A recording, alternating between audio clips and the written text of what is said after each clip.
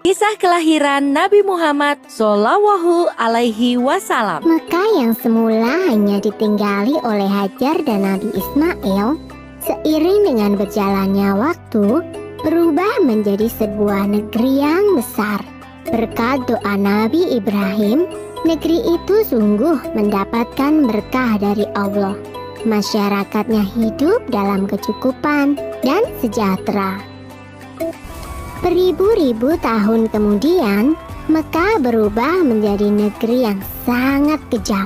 Sebagian besar masyarakatnya mulai melupakan ajaran agama yang benar dan berganti menyembah berhala-berhala yang mereka ciptakan sendiri.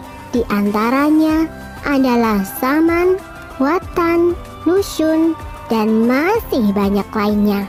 Semua itu adalah Tuhan yang mereka ciptakan dari batu, kayu, ataupun logam.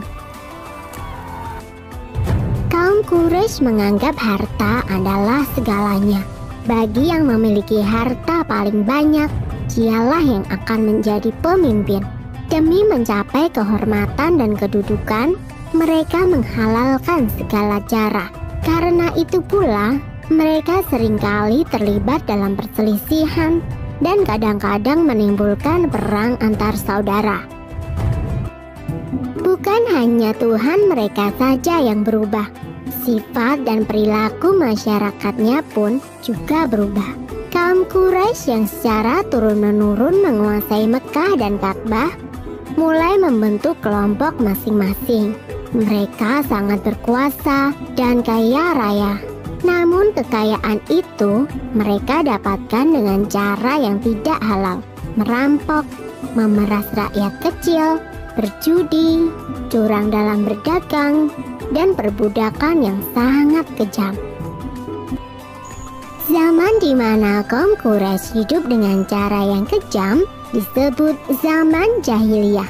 Pada zaman itu, ada seorang wanita soleh bernama Aminah. Suaminya bernama Abdullah. Pada saat Aminah mengandung, sang suami jatuh sakit dan akhirnya pun meninggal dunia. Aminah merasa sangat sedih karena harus hidup sendirian. Pada suatu malam, ia bermimpi melihat bulan jatuh ke pangkuannya.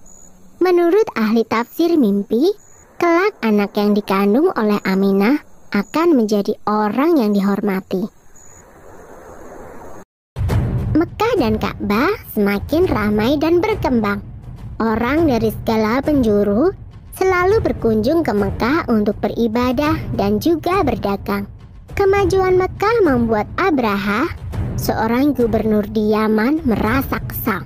Ia telah membuat rumah ibadah yang jauh lebih besar dan lebih megah daripada Ka'bah. Namun, tidak ada satupun orang yang mau beribadah ke Yaman. Abraha lalu memerintahkan agar semua pasukannya bersiap-siap.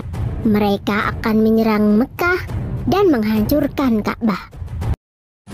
Abraha dan pasukan bergajahnya menyerbu Mekah dengan penuh kesombongan. Ketika ia akan menghancurkan Ka'bah, tiba-tiba datang ribuan burung ababil. Burung-burung itu membawa batu-batu berapi dari neraka. Kemudian, batu-batu itu dilemparkan ke arah pasukan gajah Abraha.